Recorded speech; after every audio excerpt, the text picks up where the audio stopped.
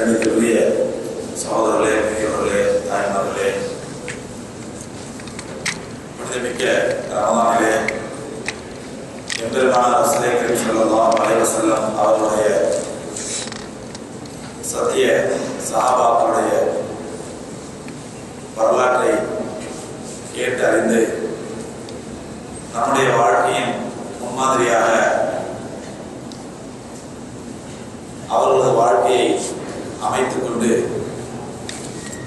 அதன் மூலமாக நாம் மறுமையில் வெற்றி பெற்றவர்களாக ஆக வேண்டும் என்ற அடிப்படையில் இன்றைய தினம் சஹாபியினுடைய வரலாறாக ஹஜ்ரத் முஆத் இப்னு ஜபல் ரலியல்லாஹு தஆலா அன்ஹு அவர்களுடைய வரலாற்றை நாம் கேட்க இருக்கின்றோம். ஏனென்றால் முஆத் இப்னு ஜபல் ரலியல்லாஹு தஆலா அன்ஹு அவர்களை பொறுத்தவரையிலே இளைஞர்களுக்கு ஒரு முன்னோடி, இளைஞர்களுக்கு ஒரு முன்மாதிரி. இளைஞராக ஈமான் கொண்டு இளைஞராகவே வாழ்ந்து இளமை பருவத்திலேயே அல்லாஹ்வுடைய தக்தீர்படி மரணித்துவிட்ட ஒரு உத்தம சஹாபி. அதனால் இளைஞர்களுக்கு ஒரு முன்மாதிரியாக இருப்பதனால் அவர்களது வாழ்க்கை இளம் வாழ்க்கையிலேயே இளம் பருவத்திலேயே பெருமானார் ரசூலே கரீம் ஸல்லல்லாஹு அலைஹி வஸல்லம் அவர்கள் உயிரோடு இருக்கும் பொழுது ஒரு நாட்டிற்கு அதிபதியாக ஜனாதிபதியாக கண்மணி நாயகம் ஸல்லல்லாஹு அலைஹி வஸல்லம் அவர்களால் நியமிக்கப்பட்டவர்கள். அந்த முஆத் இப்னு ஜபல் ரலியல்லாஹு தஆலா அவர்களை பற்றி உமர் ரலியல்லாஹு தஆலா அவர்கள் சொல்லும்போது சொன்னார்கள், லவ்லா முஆத் லஹலக உமர். முஆத் இல்லை என்றால் உமர், உமராகிய நான் அழிந்திருப்பேன் என்று சொன்னார்கள். அதே போன்று இன்னொரு கட்டத்தில் உமர் ரலியல்லாஹு தஆலா அவர்களுடைய கடைசி காலத்தில் சக்கரத்தில் இருக்கும் பொழுது ஹஜ்ரத் உமர் ரலியல்லாஹு தஆலாவுக்கு அடுத்தபடியாக கலீஃபாவாக யாரை தேர்ந்தெடுக்கலாம் என்று உமரிடத்தில் வந்து மற்ற சஹாபாக்கள் ஆலோசித்த பொழுது ஹஜ்ரத் உமர் ரலியல்லாஹு தஆலா அவர்கள் சொன்னார்கள், முஆத் இப்னு ஜபல் உயிரோடு இருந்திருந்தால் எனக்கு பிறகு நான் அவரை கலீஃபாவாக நியமித்திருப்பேனே என்று ஆதங்கப்பட்டார்கள். அந்த அளவுக்கு உமர் ரலியல்லாஹு தஆலா அவர்களுக்கு பிறகு கலீஃபாவாக நியமிக்கப்படும் அளவுக்கு ஒரு திறமைசாலியாக, ஒரு அறிவாளியாக, இளைஞராக வாழ்ந்து இளம் பருவத்திலேயே மரணத்தை எய்திய ஹஜ்ரத் முஆத் இப்னு ஜபல் ரலியல்லாஹு தஆலா அவருடைய வாழ்க்கையை தான் இன்றைய தினம் நாம் பார்க்க இருக்கின்றோம். அருமை சகோதரர்களே, முஆத் இப்னு ஜபல் ரலியல்லாஹு தஆலா அவர்கள் ஒரு அன்சாரி சஹாபி. பெருமானார் ஸல்லல்லாஹு அலைஹி வஸல்லம் அவர்கள் மதீனாவிலே இஸ்லாத்தை போதிக்க ஆரம்பித்த பொழுது, அப்பொழுது நாம் எல்லாம் ரசூலுல்லாஹ்வுடைய வாழ்க்கை வரலாற்றில் சென்றவர்களும் கேள்விப்பட்டிருப்போம். மதீனாவில் இருந்து ஒரு குழு வந்து பெருமானாரிடத்திலே ஈமான் கொள்வதற்காக வந்தார்கள். பெருமானார் ஸல்லல்லாஹு அலைஹி வஸல்லம் அவர்களுக்கு ஹஜ்ஜிலே வைத்து மினாவிலே வைத்து அவர்களுக்கு தாவா செய்தார்கள். அந்த நேரத்திலே ஒரு உடன்படிக்கை ஏற்படுகிறது. அந்த உடன்படிக்கைக்கு பைஅத்துல் அகபத்துல் ஊலா, முதலாவது அகபாவுடைய உடன்படிக்கை என்று வரலாற்றிலே பெயர். மினா மைதானத்திலே அகபா என்ற பள்ளத்தாக்கிலே வைத்து அந்த உடன்பாடு நடக்கின்றது. அப்பொழுது சில முஸ்லிம்கள் இஸ்லாத்தை ஏற்று மதீனாவுக்கு செல்கின்றார்கள். மதீனாவாசிகள் அவர்களுக்கு போதகராக பெருமானார் ஸல்லல்லாஹு அலைஹி வஸல்லம் அவர்கள் முஸஅப் இப்னு உமைர் ரலியல்லாஹு தஆலா என்ற சஹாபியை அனுப்பி வைத்தார்கள். முஸஅப் இப்னு உமைர் ரலியல்லாஹு தஆலா அவர்கள் மதீனாவிலே ஒரு வருடம் இருந்து மக்களுக்கு பிரச்சாரம் செய்து அடுத்த ஆண்டு ஹஜ்ஜின் பொழுது 72 பேரை அழைத்துக் கொண்டு ரசூலுல்லாஹி ஸல்லல்லாஹு அலைஹி வஸல்லம் வருகிறார்கள் மக்காவுக்கு. அந்த 72 பேரில் ஒருவர் தான் ஹஜ்ரத் முஆத் இப்னு ஜபல் ரலியல்லாஹு தஆலா அவர்கள்.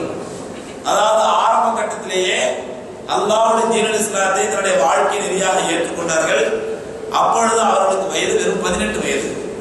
18 வயது இளைஞராக இருக்கும் பொழுது அல்லாஹ்வுடைய மார்க்கத்தை ஏற்றுக்கொண்ட ஒரு அன்சாரி சஹாபியாக முஆத் இப்னு ஜபல் ரலியல்லாஹு தஆலா அவர்கள் இருந்தார்கள். இந்த நேரத்திலே அவர்கள் இஸ்லாத்தை ஏற்று மதீனாவுக்கு வந்த பொழுது சில ஆண்டுகளிலேயே கண்மணி நாயகம் ஸல்லல்லாஹு அலைஹி வஸல்லம் அவர்களும் ஹிஜ்ரத் செய்து மதீனாவுக்கு வருகின்றார்கள். மதீனாவுக்கு வந்தவுடன் இவர்கள் ஒரு சாதாரண கூலி தொழிலாளி. முஆத் இப்னு ஜபல் ரலியல்லாஹு தஆலா பெரிய ஒரு செல்வந்தரோ அல்லது ஒரு பெரிய பாரம்பரியமான குடும்பத்தை சார்ந்தவரோ அல்லது பெரிய படிப்பாளியோ அல்ல, ஒரு சாதாரண கூலி தொழிலாளி, 18 வயது இளைஞர். பெருமானார் ஸல்லல்லாஹு அலைஹி வஸல்லம் அவர்கள் மதீனாவுக்கு வந்தவுடன் ரசூலுல்லாஹி ஸல்லல்லாஹு அலைஹி வஸல்லத்தோடு தங்களுடைய அறிவு திறமையினால், தங்களுடைய சமயோசித புத்தியினால் பெருமானாரிடத்தில் நெருக்கத்தை பெற்றுக் கொண்ட சஹாபாக்கள் அதற்கு முஆத் இப்னு ஜபலும் ஒருவர். ஒரு கூலி தொழிலாளி, பெரிய படிப்பறிவு கிடையாது, பெரிய பாரம்பரியமான குடும்பத்தை சேர்ந்த கிடையாது, ஒரு சாதாரண பிள்ளை.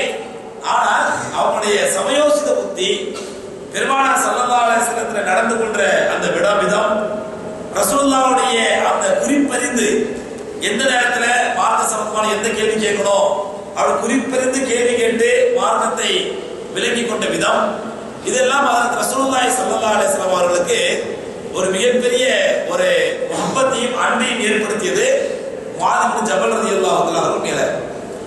அந்த அடிப்படையில் தான் முஆத் இப்னு ஜபல் ரலியல்லாஹு தஆலா அவர்கள் இஸ்லாத்தை ஏற்றுக்கொண்ட உடனே அவர்கள் மற்றவர்களுக்கு தாவா செஞ்சாங்க. எப்படின்னு சொன்னா, அம்ர் இப்னு ஜமூஹ் என்று சொல்லக்கூடிய ஒரு பிரபலமான மனிதர், அதுவரை இஸ்லாத்தை ஏற்றுக்கல, பின்னாடி இஸ்லாத்தை ஏற்றுக்கிறாரு. அவருக்கு ஹஜ்ரத் முஆத் இப்னு ஜபல் ரலியல்லாஹு தஆலா தாவா செய்த விதம் எப்படின்னு தெரியுமா, இந்த அம்ர் இப்னு ஜமூஹ் வந்து ஒரு மரத்தினால் ஒரு சாமி சிலையை செஞ்சு அந்த சாமி சிலைக்கு தினந்தோறும் பூஜை செஞ்சுட்டு வருவார் மதீனால. எவ்வளவு சஹாபாக்கள் தப்பு எடுத்து சொன்னா அவர் கேட்க தயாரா இல்லை, முஸ்லிக்காவே இருந்தாரு.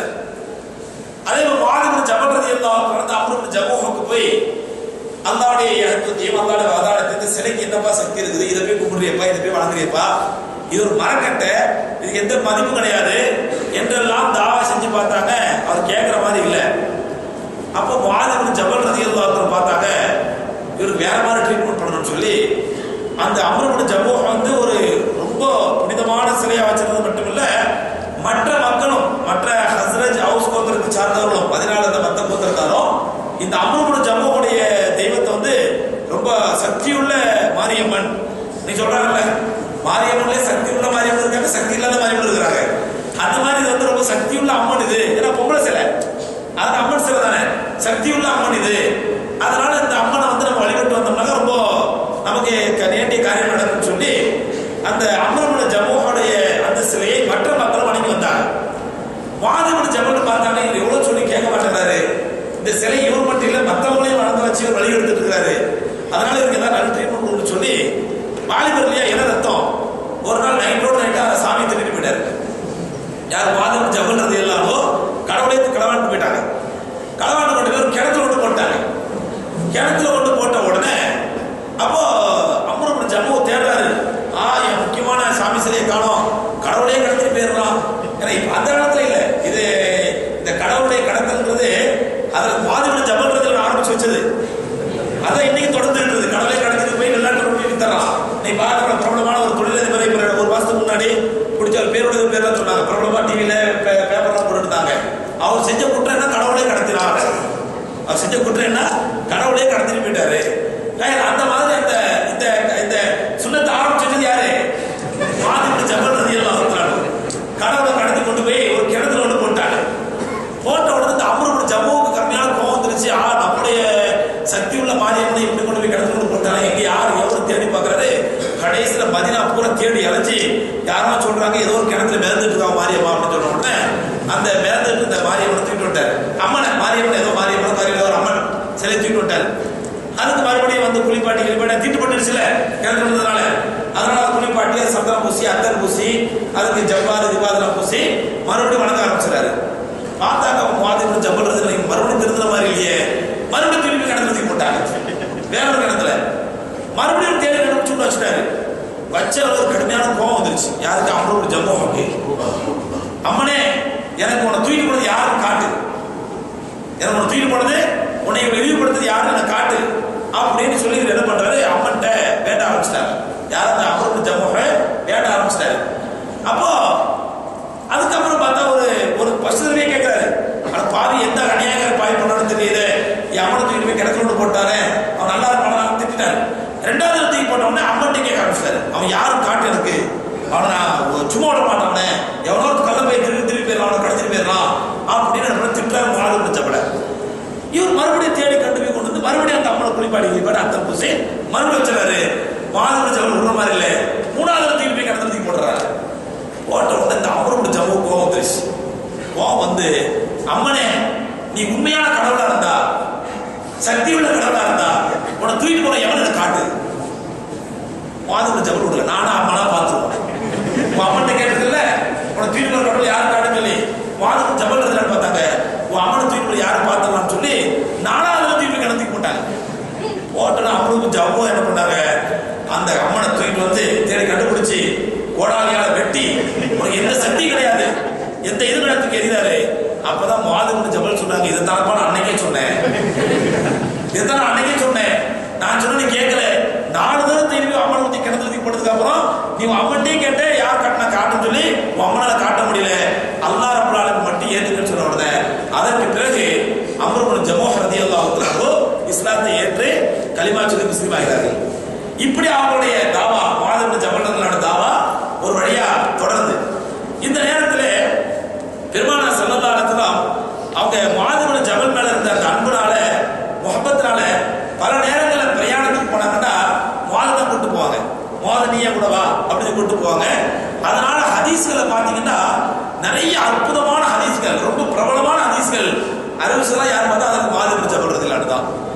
ஏன்னா ரசூலுல்லாஹி ஸல்லல்லாஹு அலைஹி வஸல்லம் குறிப்பறிஞ்சு கேள்வி கேட்பாங்க.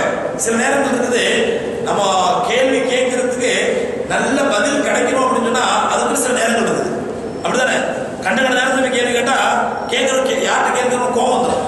எவ்வளவு பெரிய ஆசிரியராக இருந்தாலும், எவ்வளவு பெரிய உஸ்தாதா இருந்தாலும் கண்ட நேரத்தில் கண்ட நேரத்தில் உங்களுக்கு கோவம் வந்துடும். விவசாயத்தை எவ்வளவு கண்ட நேரத்தில் கண்ட கேள்வி கேட்கிற அப்படின்னு சொல்லி. அந்த மாதிரி பெருமானார் ஸல்லல்லாஹு அலைஹி வஸல்லம் பண்ணுவாங்க, ரொம்ப நாசூக்கா உட்காருவாங்க.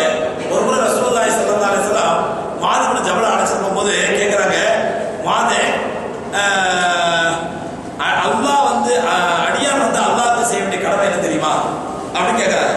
ஏன்னா நபிஸல்லாஹு எதிர்பார்த்தாங்க முஆத் எப்பவாவது கேள்வி கேட்பாரு, நீங்க வந்து கேள்வி கேட்கலையே, ஏதாவது கேள்வி யாரும் எதிர்பார்த்தாங்க. ஆனா முஆத் ரலியல்லாஹு அன்ஹு கேள்வி எதுவும் கேட்கல, அமைதியா இருந்துட்டாங்க. ரசூலுல்லாஹி வழியே வந்து சரி முஆத் என்ன ஒரு கேள்வி கேட்காம இருக்கீங்க, நான் உங்களுக்கு கேட்கிறேன், நீங்க சொல்லுங்க, அடியான் வந்து அல்லாஹ்வுக்கு செய்ய வேண்டிய கடமை என்ன தெரியுமா அப்படின்னு கேட்டாங்க. அப்ப முஆத் சொன்னாங்க, அல்லாஹ் ரசூலுல்லாஹ் ஆலம், அல்லாஹ் ரசூலுக்கு தான் தெரியும், எங்களுக்கு தெரியாது யார் சொல்லலாம். அப்ப நபி ஸல்லல்லாஹு அலைஹி சொன்னாங்க, அடியான் அல்லாஹ்வுக்கு செய்ய வேண்டிய கடமை என்னவென்றால் அந்த அடியான் எந்த காலகட்டத்திலும் எந்த நேரம் அல்லாஹ்வுக்கு இணை வைத்து விடக்கூடாது, இது அவனுக்கு செய்ய வேண்டிய கடமை. கேட்டாங்க மாதிரி எல்லாம். கொஞ்ச தூரம் போனாங்க, ஒட்டகத்துல ரசூலுல்லாஹ் பின்னாடி வந்து போறாங்க ஒரு பிரயாணத்துல. கொஞ்ச தூரம் போன உடனே என்ன முஆதே இது சந்தேகம் வரலையா? இல்லையா ரசூலுல்லாஹ், சரி அடியான் அல்லாஹ்வுக்கு செய்ய வேண்டிய கடமைன்னு கேட்டேன், அது நான் பதில் சொல்லிட்டேன். அல்லாஹ் அடியானுக்கு செய்ய வேண்டிய கடமை உங்களுக்கு தெரியுமா? இல்ல ரசூல், அதை நீங்களே சொல்லுங்க. நபி ஸல்லல்லாஹு அலைஹி சொன்னாங்க, அல்லாஹ்வுக்கு எந்த இணையும் வைக்காத நிலையில் அந்த அடியான் அல்லாஹ்வை போய் சந்திப்பானேனால் அந்த அடியானுக்கு சொர்க்கத்தை கொடுப்பது அல்லாஹ்வின் கடமையாகிவிட்டது, சொர்க்கத்தினோட பிரவேசிக்க செய்வது அல்லாஹ்வுடைய கடமை அப்படின்றாங்க. இந்த பிரபலமான ஹதீஸை அதற்கு முஆத் ரலியல்லாஹு அன்ஹு அறிவித்தது கண்மணிநாயகம் ரசூல் கரீம் ஸல்லல்லாஹு அலைஹி வஸல்லம் அவர்களோடு ஒரு பிரயாணத்தில் இருந்த பொழுது கேட்டு தெரிஞ்சு இந்த உம்மத்து சொன்னாங்க. இப்படி அதே மாதிரி நிறைய சம்பவங்கள், நிறைய விஷயங்கள்ல ரசூலுல்லாஹி ஸல்லல்லாஹு அலைஹி வஸல்லத்திலே குறிப்பறிஞ்சு அதற்கு முஆத் ரலியல்லாஹு அன்ஹு அவர்கள் நடந்துப்பாங்க. ஒரு முறை பெருமானார் ஸல்லல்லாஹு அலைஹி வஸல்லம் முஆத் ரலியல்லாஹு அன்ஹு வீட்டில் இருக்கும் பொழுது ரசூலுல்லாஹ் முஆத் வாசல்ல வந்து முஆதே வெளியே வா அப்படின்னாங்க. முஆத் வெளியே வந்தாங்க. வெளியே வந்து கையை பிடிச்சிட்டாங்க. கையை பிடிச்சிட்டு சொன்னாங்க, யா முஆத் அப்படின்னாங்க. லப்பைக் வஸஅதைக் யா ரசூலல்லாஹ், அல்லாஹ்வுடைய தூதரே இந்த பக்கத்துல இருக்கிறேன். அப்படியே கையை எடுத்து பிடிச்சிட்டாங்க. போயிட்டே இருக்காங்க. இளைஞர், சின்ன வயசு, நல்ல ஆர்வமானவர், நல்ல ஒரு சுறுசுறுப்பான இளைஞர், கையை பிடிச்சு போயிட்டே இருந்தாங்க. கொஞ்ச நேரம் போன யா முஆதே அப்படின்னாங்க. லப்பைக் வஸஅதைக் யா ரசூலல்லாஹ், அல்லாஹ் ரசூல் அந்த பக்கத்துல இருக்கிறேன், இதோ ஆஜராயிட்டேன், உங்க கூட தான் இருக்கிறேன். கொஞ்ச நேரம் போன நபி ஸல்லல்லாஹு அலைஹி சொன்னாங்க, இன்னி உஹிப்புக யா முஆத், முஆதே நான் உன்னை ரொம்ப நேசிக்கிறேன், நான் உங்களை ரொம்ப முஹப்பத் வச்சிருக்கிறேன், உனக்கு தெரியுமா அப்படின்னாங்க.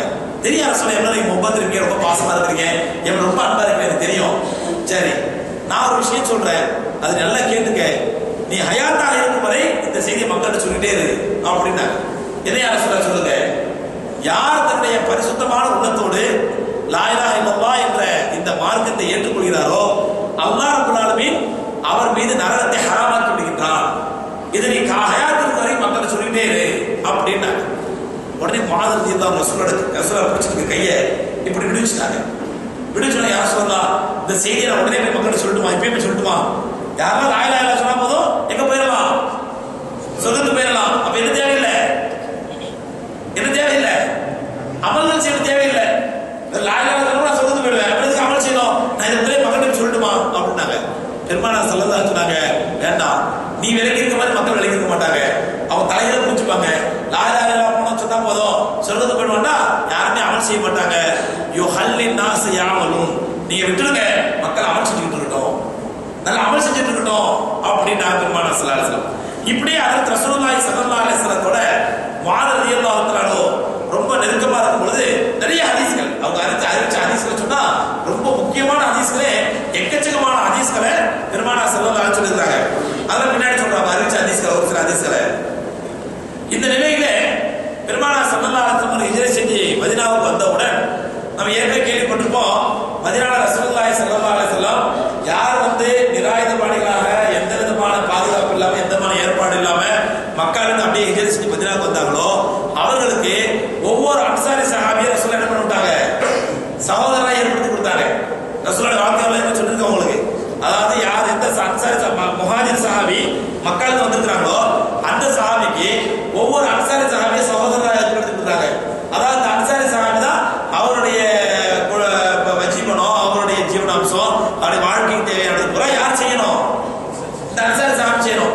அந்த அடிப்படையில் அதுக்கு முஆத் இப்னு ஜபல் ரலியல்லாஹு அன்ஹு அன்சாரி சஹாபிக்கு பெருமானார் ஸல்லல்லாஹு அலைஹி வஸல்லம் அவர்கள் முஆஹத்தாக சகோதரராக அமைச்சு கொடுத்தது ஹஜ்ரத் அப்துல்லாஹ் இப்னு மஸ்ஊத் ரலியல்லாஹு அன்ஹு அவர்களே. ஹஜ்ரத் அப்துல்லாஹ் இப்னு மஸ்ஊத் ரலியல்லாஹு அன்ஹு அவர்களே சகோதரராக அமைச்சு கொடுத்தாங்க. ஆல்ரெடி முஆத் இப்னு ஜபல் ரலியல்லாஹு அன்ஹு ஒரு கூலி தொழிலாளி சொல்லிருக்கேன் உங்களுக்கு, லேபர், பெரிய அளவுல வருமானமும் பெரிய செல்வமும் ஒண்ணுமே கிடையாது, ஏதோ இருக்கிறத வச்சு வண்டி ஓட்டிருக்கவங்க. அவங்க குடும்பத்தை பார்க்கறதே பெரிய விஷயம், இதுல அப்துல்லாஹ் இப்னு மஸ்ஊத் குடும்பத்தை சேர்த்து இவங்க பார்க்க வேண்டியது. அதனால பெருமானார் ஸல்லல்லாஹு அலைஹி வஸல்லம் யார சொல்லலாம், ஏன் குழப்பே இங்க ரொம்ப கஷ்டத்தை ஓடிட்டு இருக்குது, நீங்க அவரை வேற என்னோட சேர்த்து விட்டீங்கன்னா நான் அவரை எப்படி யார சொல்ல பார்ப்பேன் அப்படின்னு சொல்லல, அப்படின்னு சொல்லல. மாறாக பெருமானார் ஸல்லல்லாஹு அலைஹி வஸல்லம் அவர்கள் எப்பொழுது ஒரு முஹாஜிர் சஹாபியை நம்முடைய சகோதரராக நினைச்சிட்டாங்களோ அவருக்கும் சேர்த்து வஜீபனம் தேட வேண்டியது நம்முடைய கடமைங்கிறத உணர்ந்து கஷ்டப்பட்டு சம்பாதிச்சு கடனை உடனே வாங்கி அவர்களுக்கு சேர்த்து கவனிச்சதுனால முஆத் இப்னு ஜபல் ரலியல்லாஹு தஆலா பிற்காலத்துல பெரிய கடன்காரராக இருந்தாங்க. எக்கச்சக்கமான கடனாகி போயிடுது, அவனோட சக்தி மீறிய கடன், இருக்கிற கொஞ்ச நேரத்தில் நிலப்படம் வித்தா கூட அந்த கடன் அடைக்க முடியாது, அந்த அளவுக்கு கடன் ஆயிடுது. அப்போ ஒரு கட்டத்தில் என்ன ஆயிடுதுன்னா கடனாளிகள் எல்லாரும் தேடி முஆத் இப்னு ஜபல் ரலியல்லாஹு அன்ஹு தேடி வந்துடுறாங்க. என்ன இவங்க வந்து தனக்குள்ள பொருள் எதுவுமே சேமிச்சு வைக்க மாட்டாங்க, உடனே அல்லாஹ் மேல சதகா பண்ணிடுவாங்க. ஆல்ரெடி ஏற்கனவே அப்துல்லாஹ் இப்னு மஸ்ஊத் ரலியல்லாஹு அன்ஹு ரசூலுல்லாஹ் சேர்த்து விட்டுருக்காங்க, அவங்க குடும்பத்தை ஃபேமிலி மெயின்டைன் பண்ண வேண்டியது, எல்லாத்தையும் சேர்த்து கடன் வாங்கினதுனால நிறைய கடனாளியாகி ஒரு கட்டத்தில் கடனாளிகள் எல்லாரும் ரசூலுல்லாஹி ஸல்லல்லாஹு அலைஹி வஸல்லம் முன்னாடி வந்துறாங்க. யார் சொல்லலாம், இவர் வந்து எனக்கு எக்கச்சக்கமான கடன் வாங்கிட்டாரு, இந்த பிரச்சனையை தான் தீர்த்து வைக்கணும் அப்படின்னு சொல்லி. அப்ப பெருமானார் ஸல்லல்லாஹு அலைஹி வஸல்லம் முஆத் இப்னு ஜபல் ரலியல்லாஹு அன்ஹு கடன் எவ்வளவுன்னு சொல்லி பார்த்துட்டு அந்த கடனாளிகள் இவங்களுக்கு என்ன சொத்துன்னு பார்த்தா அந்த இருக்கிற சொத்துக்கெல்லாம் வித்தா கூட அந்த மாதிரி 10 மடங்கு முஆத் இப்னு ஜபல் ரலியல்லாஹு அன்ஹு கடன் இருக்குது. அந்த மாதிரி 10 மடங்கு முஆத் இப்னு ஜபல் ரலியல்லாஹு அன்ஹு கடன் இருக்குது. அப்ப பெருமானார் ஸல்லல்லாஹு அலைஹி வஸல்லம் பார்க்கறாங்க, முஆதுக்காக யாரெல்லாம் கடனை மன்னிக்கிறீர்களோ அவர்களுக்காக நான் சொர்க்கத்தை இன்ஷாஅல்லாஹ் வாக்களிக்கின்றேன் அப்படின்னோட பெருமண்ட சஹாபாக்கள் மன்னிச்சிடறாங்க. யார சொல்லலாம், நாங்க ஒரு கடன் மன்னிச்சிடணும். ஆனாலும் யூதர்கள்ட்டே அவங்க கடன் வாங்கியிருந்ததுனால அந்த யூதர்கள் யாரும் மன்னிக்க தயாரா இல்லை. அப்ப முஆத் ரலியல்லாஹு அன்ஹு அப்ப ரசூலுல்லாஹ் கடனை சொல்றாங்க, யார சொல்லலாம், ரொம்ப கடன் பட்டிருக்கேன், சமாளிக்க முடியல, யூதர்கள் ரொம்ப கஷ்டப்படுறாங்க, ரொம்ப வற்புறுத்துறாங்க, நிர்பந்தப்படுத்துறாங்க, இப்படி எல்லாம் வந்து ஒரு கடனை சொல்லியிருக்காங்க. இப்படியே போய்கிட்டு இருக்க நேரத்துல பதில் போர் வருது. பதில் போர்ல அதற்கு முஆத் இப்னு ஜபல் ரலியல்லாஹு அன்ஹு கலந்து கொள்ளும் பொழுது 21 வயது அவங்களுக்கு. 21 வயசுல பதில் போர்ல ஒரு மிகப்பெரிய வீரத்தை அங்க நிரூபிக்கிறாங்க, தன்னுடைய ஆற்றலையும் சமயோசித புத்தி நிரூபிக்கிறாங்க. அதே நேரத்தில் அவர்கள் படிப்பறிவில்லாதவர்களாக ஒரு கூலி தொழிலாளியாக இருந்தாலும் கூட அல்லாஹ்வுடைய அருள்மறை குர்ஆனை முழுமையா எந்த அளவுக்கு இறங்கி இருந்துச்சோ அந்த அளவுக்கு அப்பப்போ ஹிஃப்ஸ் பண்ணிடுவாங்க, அப்பவும் மனப்பாடம் பண்ணிடுவாங்க.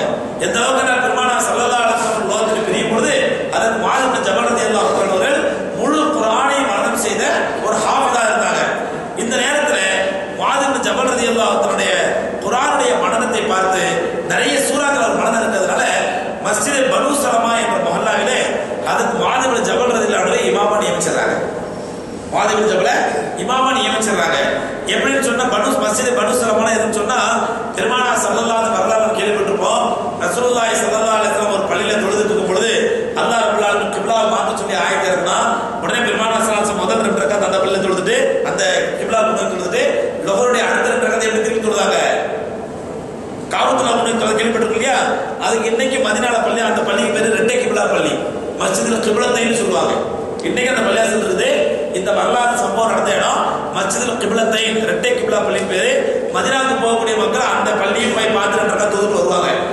அந்த பள்ளியில இமாமா இருந்தது முதலாக முஆத் இப்னு ஜபல் ரலியல்லாஹு தஆலா அந்த பள்ளிவாசலுடைய இமாமா இருக்கும் பொழுது, இவங்க அந்த பள்ளியில இமாமா இருக்கும் பொழுதுதான் இந்த ஆயத்து மாற்று சம்பந்தமான வசனங்கள் இறங்குது.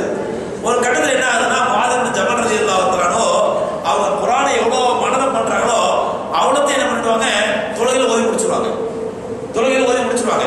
அந்த மாதிரி ஒரு நாள் இஷா தொழுகை நேரம் மக்கள் எல்லாம் வந்து நிற்கிறாங்க. அதுக்கு முஆத் ரலியல்லாஹு தஆலா இஷாக்கு தக்பீர் எடுத்து தொழ வைக்கிறாங்க. தொழ வச்ச உடனே சூரத்துல் பக்ராவை ஆரம்பிச்சாங்க.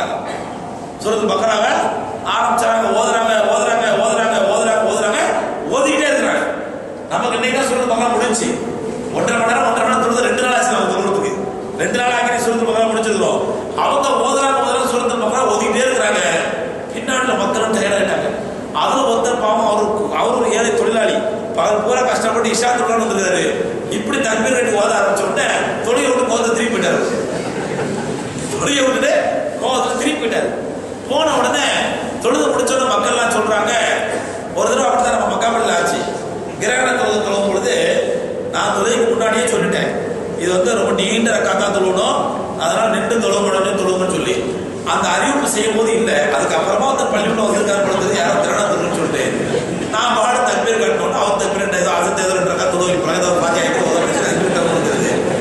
கிரகண தொழுது அசல்ல ஆரம்பிச்சது மகளிர் வரையும் நீத்தாச்சு. தொழுது சலாம் கொடுத்தவங்க அங்கே கத்த ஆரம்பிச்சாரு. என்ன தொழுது வைக்கிறாரு அவர் பாட தக்பீர் நான் முன்னாடி அனௌன்ஸ் பண்ணிட்டேன், இது ரொம்ப நீண்ட கதை தொழுங்க, தொழுவு முடிஞ்ச மட்டும் தொழுங்க அப்படின்னு சொல்லி அவர் அனௌன்ஸ் பண்ணது. அவர் இல்லை, நான் குற்றவாளி இல்லை. அவர் பாட தக்பீர் கட்டிட்டு அது தொழுவ பூரா பத்துவா பட்டத்துக்கு வரப்படுத்தது. அந்த மாதிரி அந்த சஹாபி என்ன பண்ணிட்டாரு, அவர் பூரா உழைச்சிட்டு கஷ்டப்பட்டு பள்ளிக்கு வந்துருக்காரு. வந்தாலும் மாதிரி சூரத்தை பக்கம் ஆரம்பிச்ச உடனே அது கடுமையான கோபம் தொழுகை விட்டுட்டு திரும்பி போயிட்டார். பின்னாடி போயிட்டா தனியாக தொழுது அப்படின்னு சொல்லிட்டு அந்த தொழுகை முடிஞ்ச உடனே மாதிரி அட்டாமுள்ள மக்கள்லாம் சொன்னாங்க, இந்த மாதிரி அந்த சஹாபி கோச்சுக்கு போயிட்டாரு, தொழுகை விட்டுட்டு போயிட்டாரு அப்படின்ற உடனே மாதிரி என்ன பண்றாங்க, இன்னும் தொழுகையை பாதுகாப்பு முடிச்சுட்டு போனா என்ன அனைவரும் ஒரு முனாஃபிக்கா இருப்பாரு அப்படின்ட்டாங்க. அந்த சஹாபிக்கு அது ரொம்ப மனவேதனையா போச்சு. இவரு தப்பு பண்றாரு, சூரத்துல் பக்ரா விஷால ஒதுக்கிறாரு, நான் திரும்பி போனா எனக்கு முனாஃபிக்னு சொல்றாரா. நேரம் நபி ஸல்லல்லாஹு அலைஹி கம்ப்ளைண்ட் பண்ணிட்டாரு. ரசூலுல்லாஹி கம்ப்ளைண்ட் பண்ண உடனே நபி ஸல்லல்லாஹு அலைஹி வஸல்லம் புகாரில சம்பவம் நபி ஸல்லல்லாஹு அலைஹி முஆத் கூப்பிட்டு அனுப்புனாங்க. என்ன முஆத், என்ன பிரச்சனை? யார் சொல்றா, நான் அவரு இஷா தொழுகை வச்சு சூரத்துல் பக்ரா ஓதலாம் நீட்டி ஓதுனேன், அது பாட்டுக்கு அவர் கோச்சிக்கு போயிட்டாரு, நான் தொழுகை விட்டு கோச்சிக்கு போன முனாஃபிக்கா, சும்மா ஏதோ கோவத்துல முனாஃபிக்கா இருப்பாரு சொல்லிட்டேன் அப்படின்னா நபி ஸல்லல்லாஹு கண்டிச்சாங்க. ஃபத்தான் அந்தயா முஆத், என்ன முஆதே மக்களுக்கு வந்து ஃபித்னா ஏற்படுத்துறீங்களா நீங்க? இஷா தொழுகை சூரத்துல் பக்ரா வச்சு யாருக்கு நடந்து தொழுவா? நீ விட பக்ரா மக்களுக்கு மனதா இருக்கிற ஆரம்பிச்சா என்ன அர்த்தம்? அப்பதான் பெருமானார் ஸல்லல்லாஹு அலைஹி சொன்னாங்க, தொழ வைப்பவர்கள் உங்களுக்கு பின்னால் நிற்பவர்களை கவனித்துக் கொள்ளுங்கள். உங்கள் பின்னால் தொழுபவர்கள் பலகீனமானவர்கள் இருக்கலாம், பெண்கள் இருப்பார்கள், குழந்தைகள் இருப்பார்கள், முடியாத வயோதிகர்கள் இருப்பார்கள், நோயாளிகள் இருப்பார்கள், இதையெல்லாம் அனுசரித்து தொழ வைங்க. உங்களுக்கு குர்ஆன் முழுசும் தெரியுங்கிறதுக்காண்டி சூரத்துல் பக்ராவை சூரத் யாசீன் ஆரம்பிச்சா என்ன அர்த்தம்? நீ ஃபித்னா பண்ணில சமுதாயத்துல என்று பெருமானார் ஸல்லல்லாஹு அலைஹி அவர்கள் முஆத் ரலியல்லாஹு தஆலாவை கண்டித்தாங்க. நல்லா பாருங்க, எவ்வளவு தனது பிரியமான ஒரு சஹாபி தவறு செய்யும்போது பெருமானார் ஸல்லல்லாஹு அலைஹி கண்டிக்க தவறல. ரொம்ப அழகாக ரசூலுல்லாஹி ஸல்லல்லாஹு அலைஹி வஸல்லம் அஃபத்தான் அன்த யா முஆத், என்ன முஆத் ஃபித்னா பண்றீங்களா, குழப்பத்தை ஏற்படுத்துறீங்களா என்று அதன் முஆத் ரலியல்லாஹு தஆலாவை கண்டித்தார்கள். இப்படி அவருடைய வாழ்க்கை போய்கிட்டு இருக்கும் பொழுது ஒரு கட்டத்துல பெருமானார் ஸல்லல்லாஹு அலைஹி வஸல்லம் ஹிஜ்ரி 9ல தபூக் யுத்தத்தை முடித்துவிட்டு ரசூலுல்லாஹி ஸல்லல்லாஹு அலைஹி வஸல்லம் வந்துட்டு இருக்காங்க மதீனாவுக்கு. அப்பொழுது அவங்களுக்கு ஒரு செய்தி கிடைக்குது. என்னன்னு சொன்னா, யமன் நாட்டு எல்லா மக்களும் முஸ்லீம் ஆயிட்டாங்க. யமன் நாட்டு எல்லா மக்களும் அவங்க சஹாபாக்கள் செஞ்ச தாவால எல்லாரும் இஸ்லாத்தை ஏத்துக்கிட்டாங்க. அதனால அங்க நல்ல ஒரு ஆட்சியாளரை நியமிக்க வேண்டும் அப்படின்னு சொல்லி பெருமானார் ஸல்லல்லாஹு அலைஹி வஸல்லம் முறையிடும் பொழுது ரசூலுல்லாஹி ஸல்லல்லாஹு அலைஹி வஸல்லம் யார யமன் நாட்டுக்கு அதிபரா நியமிக்கலாம், அதிபதியா நியமிக்கலாம் என ரசூலுல்லாஹி ஸல்லல்லாஹு அலைஹி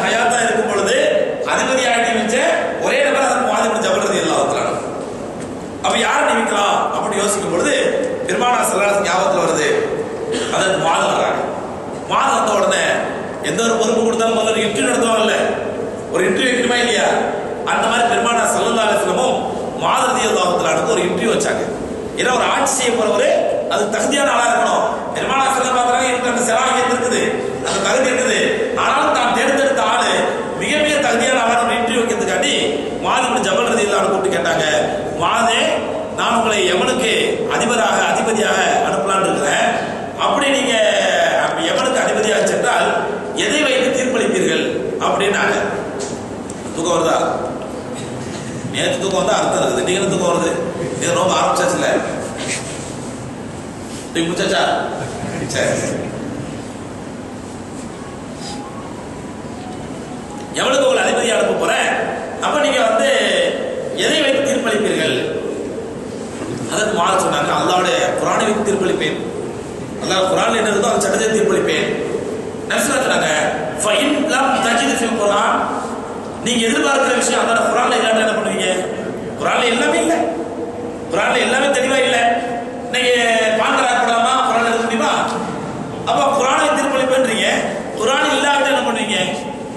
ஃபி சுன்னத்தி ரசூலில்லாஹ், அல்லாஹ் ரசூலுடைய சுன்னத்துல இருந்து எடுப்பேன், அவங்களுடைய ஹதீஸ்ல இருந்து எடுத்து அதன்படி தீர்ப்பளிப்பேன். ஃபஇல்லம் தஜித் ஃபியா, அதிலும் உனக்கு கிடைக்காவிட்டால், ரசூலா கேட்டாங்க, குர்ஆனை வச்சு தீர்ப்பளிப்பீங்க, குர்ஆன்ல இல்லாத விஷயங்களை ஹதீஸ்ல வச்சு தீர்ப்பளிப்பீங்க, ஹதீஸ்ல இல்லாவிட்டால் என்ன செய்வீங்க அப்படின்னா, அப்பதான் மாது இப்னு ஜபல் ரலியல்லாஹு சொன்னாங்க, குர்ஆனுக்கும் ஹதீஸுக்கும் முரண்படாத வகையில் அல்லாஹ் எனக்கு கொடுத்த அறிவை வைத்து தீர்ப்பளிப்பேன். குர்ஆன் ஹதீஸ்ல இருந்து எடுத்து என்னுடைய அறிவை வைத்து தீர்ப்பளிப்பேன். சகோதரர்களே, இன்னைக்கு கண்ணியத்திற்குரிய இமாம்கள் நமக்கு மார்க்க சட்டங்களை வகுத்து கொடுத்துருக்காங்க. இமாம் ஷாஃபி ரஹ்மத்துல்லாஹி அலைஹி, இமாம் அபூ ஹனீஃபா ரஹ்மத்துல்லாஹி அலைஹி, அதே மாதிரி மார்க்க அறிஞர்கள் நமக்கு வகுத்து கொடுத்துருக்காங்க அப்படின்னா அதற்கு முதல் முன்மாதிரி யாரு? அதற்கு மாது இப்னு ஜபல் ரலியல்லாஹு தஆலா.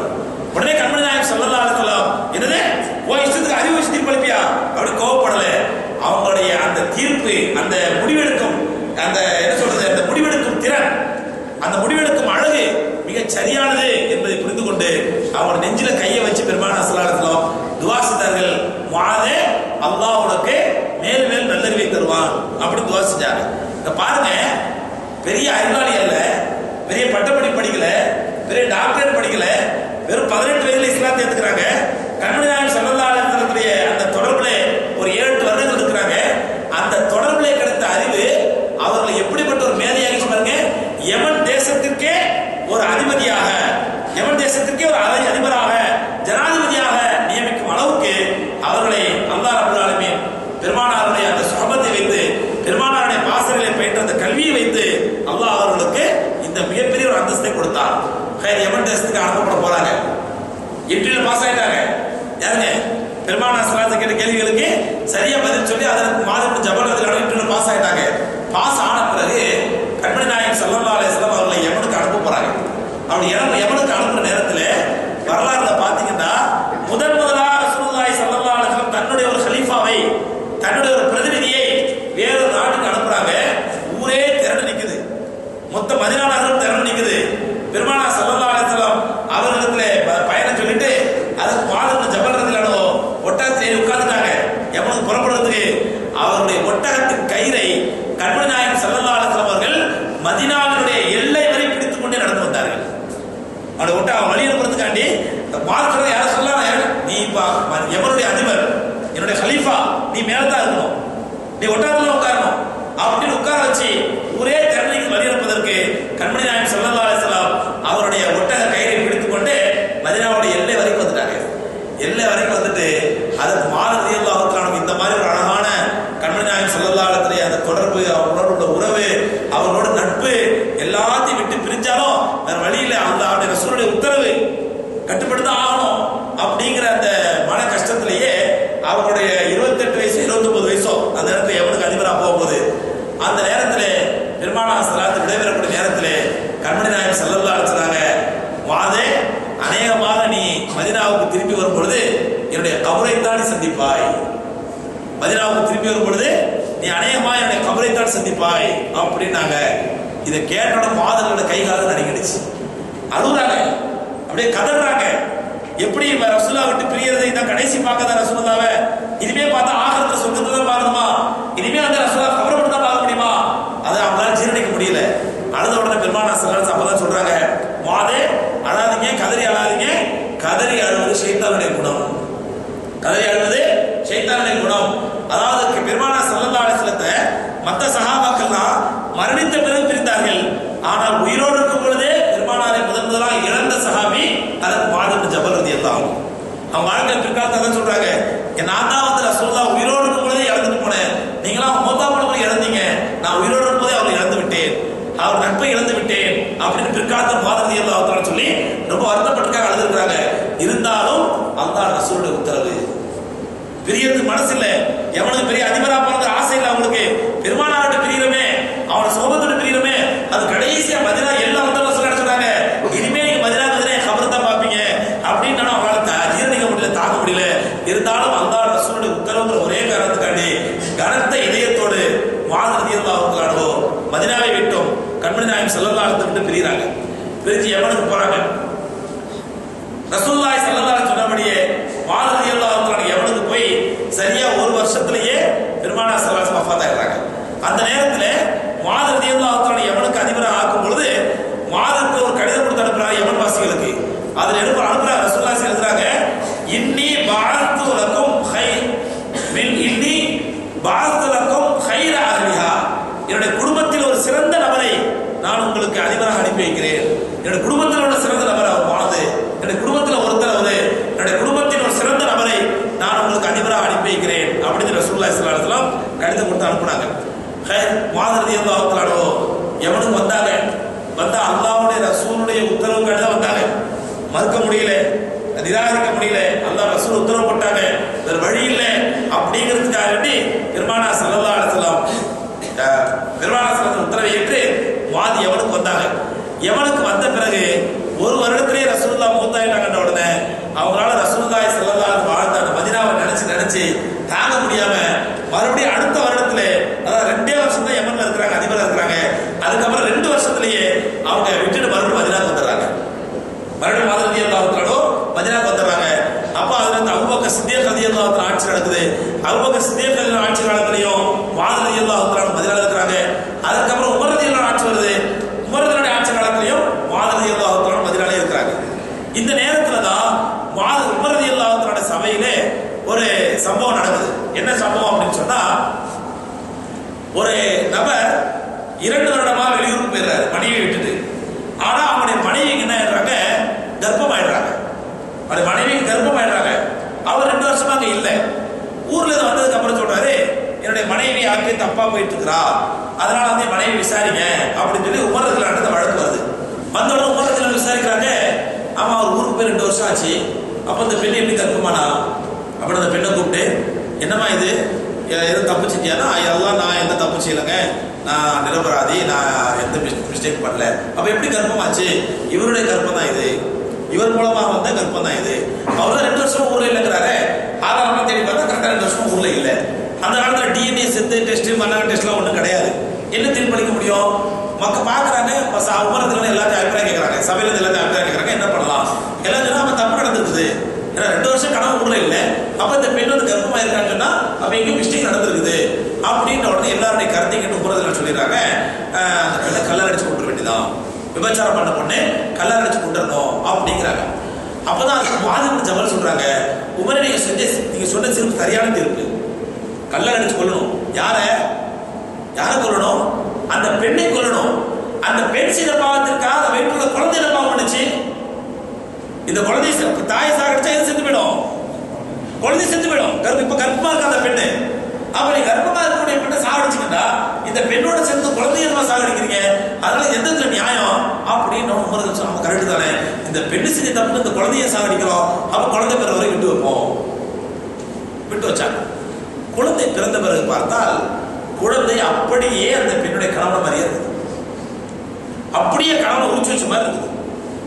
அப்போ அந்த கணவன் குழந்தைய பார்த்த பிறகு உமர் சொன்னாங்க, ஒரே அமீர் முஃமினே, இது என்னுடைய குழந்தை தான், இதை நான் ஒத்துக்கிறேன் அப்படின்னு உமர் அந்த அம்மாட்ட கொடுக்குறேன். என்னம்மா சொல்ற உண்மையை? ஆமாங்க, நான் தான் அப்பயே சொல்லணுங்க, நான் எந்த தப்பு செய்யலைங்க, அல்லாஹ் எந்த தப்பு செய்யல அப்படின்ற உடனே உமர் ஆச்சரியப்படுறாங்க. 2 வருஷம் கணவன் இல்லாத நிலையில அந்த பெண் எப்படி கர்ப்பமாச்சு? அப்ப அந்த கணவன் ஒத்துக்கிறேன், இது என்னுடைய கணவன், என்னுடைய கருதான், என்னுடைய குழந்தை தான் இது அப்படின்னு ஒத்துக்கிறானே அப்படிங்கும் போது அப்புறம் மாதத்தை சொல்றாங்க, ஏன் அல்லாஹ்வுடைய குதிரத்து மாறி இருக்க கூடாதா? அல்லாஹ் அப்போ ஈசா அலைஹிஸ்ஸலாம் சம்பவம் சொல்லி காட்டுறாங்க.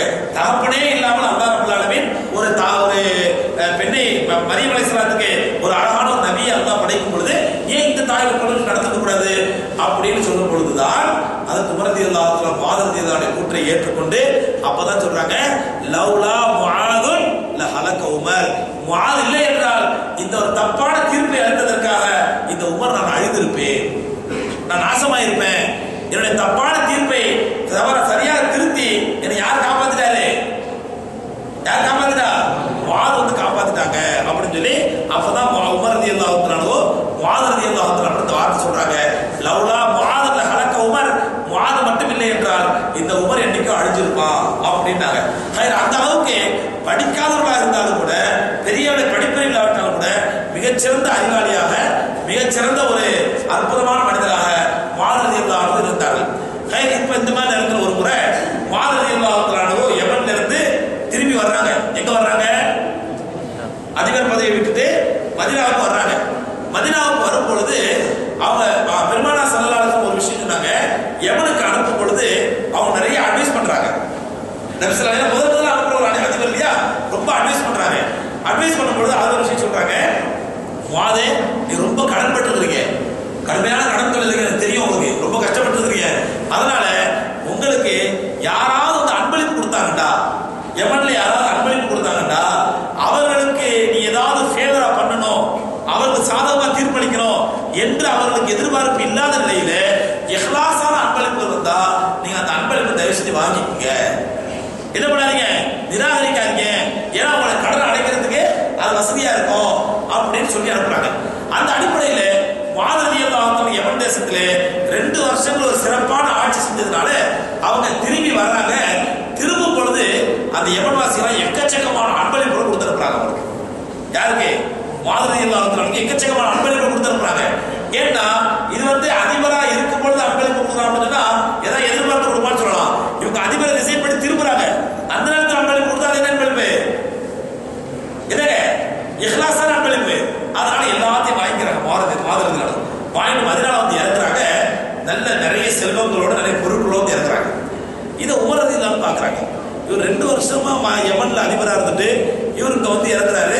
எக்கச்சக்கமான செல்வங்களோட அன்பளிப்புகளோட பொருளோட வந்து இறக்குறாரு.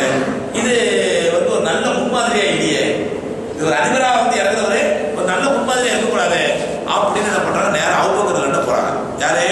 உமர் ரலியல்லாஹு போய் சொல்றாங்க, அபூபக்கரே முஆத் வந்து இறந்ததை பாத்தீங்களா, எக்கச்சக்கமான செல்வங்களோட எக்கச்சக்கமான பொருட்களோட இறங்கி இருக்கிறாரு. அதனால வந்து இதை நீங்க அது எல்லாத்தையும் வாங்கி பைத்துல் மால்ல சேர்த்துடணும். ஏன்னா இது வந்து கவர்னர்களுக்கோ இல்லை ஜனாதிபதிகளுக்கோ இது அழகல்ல. அவங்க திரும்பி வரும்பொழுது ஒவ்வொருத்தரும் வரும்பொழுதும் எக்கச்சக்கமான அன்பளிப்புல வாங்கியது எதுக்கு நியாயம்? இது ஹராமோ கூடாதோ பெரிய தவறோ குற்றமோ அல்ல. இன்னைக்கு லஞ்சம் வாங்கிட்டு அதுக்கு என்ன சொல்லிடலாம், எனக்கு அன்பளிப்பா வச்ச வருமானத்துக்கு அதிகமா ஏன் சொத்து சேர்த்தா, எப்படி சேர்த்தா என் பிறந்த நாளைக்கு கிஃப்டா வந்துச்சுங்கிறான். நீங்க அந்த மாதிரி காலம் இது. ஆனா முஆத் ரலியல்லாஹு அன்ஹு பிறந்த நாளைக்கு கிஃப்டா வரல, அவங்க ஊர்ல திரும்பும் பொழுது அன்பளிப்பு கொடுத்தாங்க. அதையும் ஏன் வாங்கினாங்க அப்படின்னு சொன்னா நபிகள் நாயகம் ஸல்லல்லாஹு அலைஹி வஸல்லம் அனுமதி கொடுத்திருந்தாங்க. ரசூலுல்லாஹ் என்ன பண்ணாங்க, அனுமதி கொடுத்திருந்தாங்க. முஆதே உங்களுக்கு அன்பளிப்பு கொடுத்தா வாங்கிக்கங்க, ஏன்னா எக்கச்சக்கமான கடன் இருக்குது உங்களுக்கு அப்படின்னு சொல்லி அனுப்பியிருந்தாங்க. அதனால முஆத் ரலியல்லாஹு அன்ஹு எல்லாத்தையும் வாங்கிக்கிட்டு வரும்பொழுது உமர் ரலியல்லாஹு அன்ஹு பார்த்துட்டாங்க, இது தப்பு, இது சரியான நடைமுறை இல்லை அப்படின்னு அபூபக்கர் ரலியல்லாஹு அன்ஹு முறையிடுறாங்க. அபூபக்கர் ரலியல்லாஹு அன்ஹு சொல்றாங்க, இல்ல உமரே நீங்க சொல்றது கரெக்ட் தான், ஆனா அது எனக்கு எப்படி கேட்கறதுன்னு தெரியல. ஏன்னா பெருமானார் ஸல்லல்லாஹு அலைஹி வஸல்லம் அவங்க என்ன பண்ணிருக்காங்க, பெர்மிஷன் கொடுத்துருக்காங்க, அனுமதி கொடுத்துருக்காங்க. அந்த அனுமதியில இருந்து அன்பளிப்பு வாங்கிட்டு வந்துருக்காரு. அந்த அன்பளிப்பு நாங்க எப்படி பைத்துல் மால்ல சேர்த்துன்னு சொல்ல முடியும்? இது சரியா படல. அவரா கொண்டு கொடுக்குற வரைக்கும் நானா கேட்க மாட்டேன், அவரா ஒரு தர வரைக்கும் நானா கேட்க மாட்டேன். கேட்டுட்டா அமீர் முஃமினீன் கேட்டுட்டாங்கன்னா அவங்க என்ன ஆகணும், நிர்பந்தமா கொடுத்து ஆகணும். அப்படிங்கிற பட்சத்தில் நிர்பந்தப்படுத்தினா விரும்பல, அதனால அவரா தரான்னு பார்ப்போம் அப்படின்றாங்க.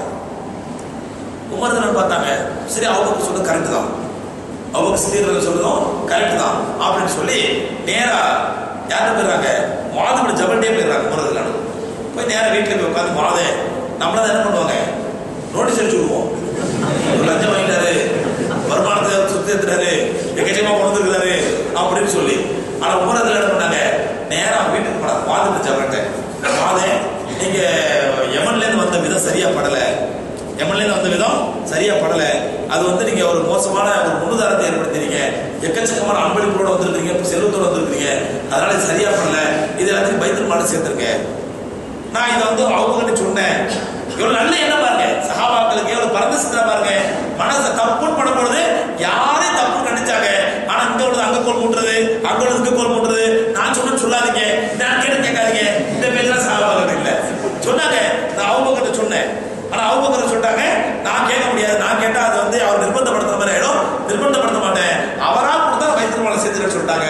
அதனால மாதே உங்களுக்கு வந்த அன்பளிப்புலாம் நீங்களா கொண்டு பைத்துல் மால்ல சேர்த்துருங்க அப்படின்னா மான் சொன்னாங்க. அதை நீ கேட்கறது யாரு, அதை கேட்கறது நீங்க யாரு, எனக்கு அன்பளிப்பா கொடுத்தாங்க, கண்மணி நாயம் சொல்லி எனக்கு பெர்மிஷன் கொடுத்து அனுப்புனாங்க, யாரும் அன்பளிப்பு கொடுத்தா வாங்கிக்கன்னு சொல்லி, ஏன்னா ரொம்ப கடனாளியா இருக்கிறேன், உன் கடன் எவ்வளவு கஷ்டப்பட எனக்கு தெரியும், அதனால யாரும் அன்பளிப்பு கொடுத்தா வாங்கி கடனாளி சொல்ல பெர்மிஷன் கொடுத்தாங்க, ரசூலுல்லாஹ் கொடுத்த பெர்மிஷன் தான் வாங்கி வந்தேன், இது எந்த விதத்துல தப்பு சொல்லுங்க.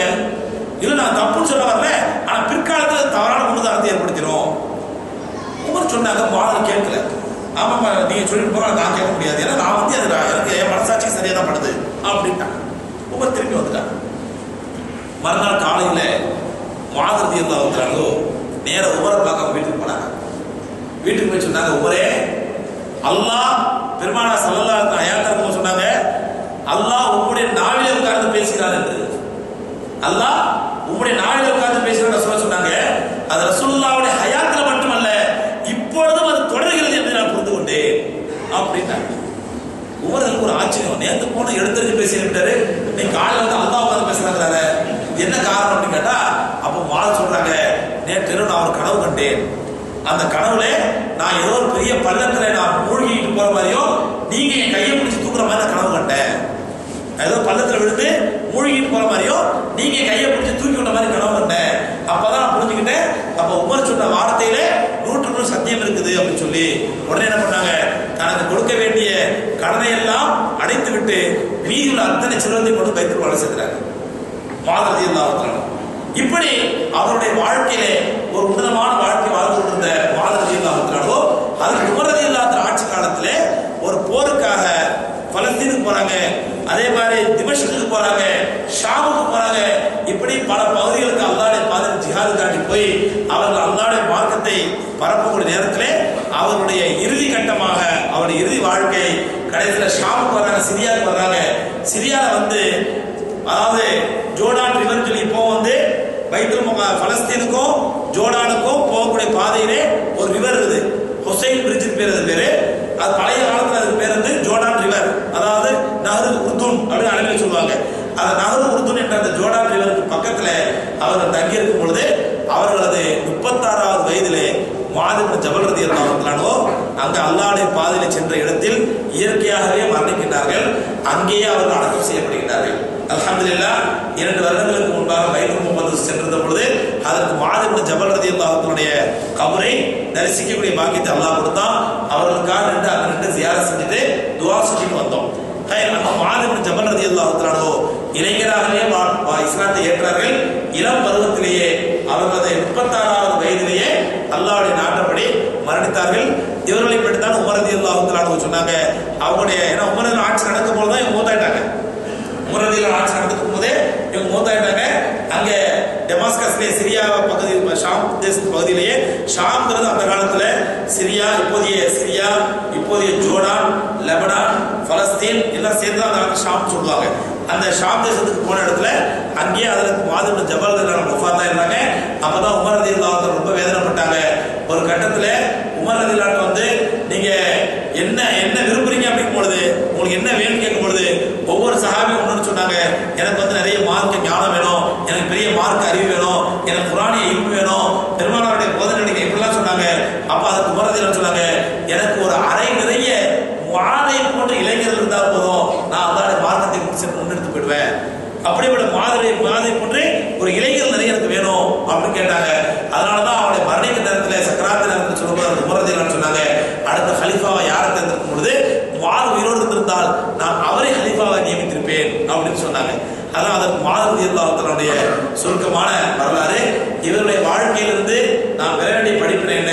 இளம் பருவத்திலேயே இஸ்லாத்தை ஏற்றார்கள், இளம் பருவத்திலேயே அல்லாஹ்வுடைய மார்க்கத்தை தாவா செய்தார்கள், இளம் பருவத்திலேயே அல்லாஹ்வுடைய பாதையிலேயே உண்மை உண்மையான இறையச்சமுள்ள தக்வாவுள்ள முஸ்லீமாக வாழ்ந்து இளம் பருவத்தை மரணமடைந்தார்கள். அல்லாஹ் ரப்பல் ஆலமீன் அந்த முஆத் ரலியல்லாஹு தஆலாவுடைய வாழ்க்கையை நமக்கு முன்மாதிரியாக ஆக்கி அவர்களுக்கு இருந்ததை போன்ற இறையச்சத்தையும் தக்வாவையும் அல்லாஹ்வுடைய பயத்தையும் அல்லாஹ் நம் அனைவருக்கும் தந்தருள்வானாக. வாஹிரு தஅவானா அல்ஹம்துலில்லாஹி ரப்பில் ஆலமீன். அஸ்ஸலாமு அலைக்கும் வரஹ்மத்துல்லாஹி தஆலா வபரகாத்துஹு.